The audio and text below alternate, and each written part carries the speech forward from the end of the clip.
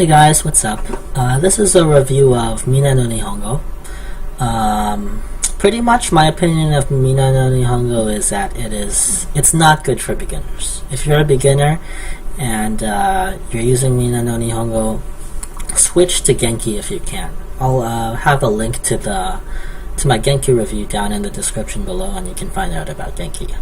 But if you have to use Minna no Nihongo, there's some things that you can do. First of all, one thing that I don't like about Minna no Nihongo is that the main textbook is all in Japanese, so you have like no English explanation. So one thing that you can do to help with that is to get the English grammar notes. Let me find the page for that. Yeah, there's not that, this one. So there's Minna no Nihongo is a two-part textbook series. There's Minna no Nihongo 1 and Minna no Nihongo 2. This is the English translation for, not English translation for it, English grammar explanation for book 1, and this one is the English grammar explanation for book 2. So this will give you a basic idea of what the grammar is and what it's trying to convey with English explanations, and also it will give you English definitions of the vocab used in each lesson. So it's really good for that. But even if you do buy these English grammar notes, they're okay, but they're not the best for grammar explanations. I remember when I was studying Japanese in one of my classes here in Tokyo, I was reading that grammar explanations and I was still confused. One thing that confused me back when I was studying was, if you guys have the books actually with you, you can reference along with me. You can take a look at it. I'm looking at, what am I looking at? I'm looking at the grammar explanation book for Minna no Nihongo 1. I'm on page, this is for chapter 18, so I'm comparing a topic on chapter 18 to a topic on chapter, what is this? Chapter 30. So 18 and 30. So there's a grammar topic on chapter 30 that says, it talks about te okimasu. So there's two grammar points. One is te okimasu, and the other one is mai ni blah blah blah, mai ni nantoka. And I was pretty much confused about when to use which one, because these two grammar points are very similar, but in the book they don't give you an explanation of when to use which one, because they're so similar. They just say, here's what to use with this grammar point, here's what to use with this grammar point, but they don't give you the subtle differences between the two. So for that, I highly recommend this book. It's no, not that one. This one here. A dictionary of basic Japanese grammar. So this guy right here, it really helps a lot. So if you're confused about grammar, this book really helped. So what I like about this book is I was confused about the phrase, what's the best way I can explain this? So I would have two sentences. For example, one would be Ryoku no mai ni kippu o katte okimasu. So that would be one. And then another one would be Ryoku no mai ni kippu o kaimasu. So these two are very similar, and I didn't know the difference between the two.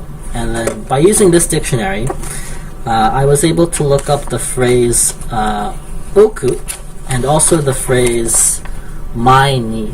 So according to the book, according to the dictionary thing, let's see, mai ni is it means in front of or before some situation comes about, and the word oku means to do in advance for future convenience. So basically, what the book teaches you is that when you have a sentence with the word oku in it, it implies that you're doing this action because it will be convenient for you in the future. when you don't have that oku in there, then you're just doing the action before a certain event. There's no implication of convenience. So what I like about this book is that it actually it helps you understand the difference between the two grammar points, whereas the grammar explanation books for the Minna no Nihongo series, it does not do that, so you're still confused. So the three things that you should get are, well, two things rather, I should say, is the grammar notes for each Minna no Nihongo book, and also the Dictionary of Basic Japanese Grammar. And for the Dictionary of Basic Japanese Grammar, there's actually 3 different books. This is the first one. There's also one for intermediate here, and there's also an advanced one. If you're sticking with the Minna no Nihongo series, I would say that you should be okay with just the basic. Basic should be good. Once you get into something like the more intermediate level, like intermediate level, or maybe early intermediate level, like something after Minna no Nihongo, like whatever textbook you might be using for that, then I would recommend getting the intermediate Japanese grammar. For the advanced Japanese grammar, I haven't used it too much.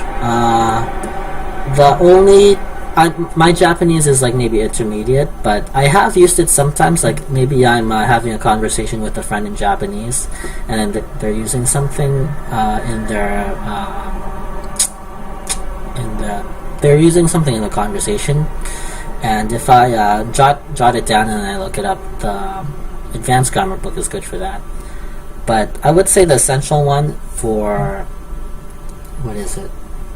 for Minna no Nihongo is the Dictionary of Basic Japanese Grammar. But I would say once you have those down, the next best thing, if your teachers, if they don't speak any English, or their English is it's not the best, I'd recommend finding like a language partner, or maybe a meetup group where you can go and find like maybe cheap classes, or like a language exchange partner. Language exchange partners, they help a lot. If they can speak pretty fluent English, then it helps a lot. That's what I did personally. But yeah, anyway, that's it for today's video. I hope you guys found it helpful and informative, and I'll see you guys next time.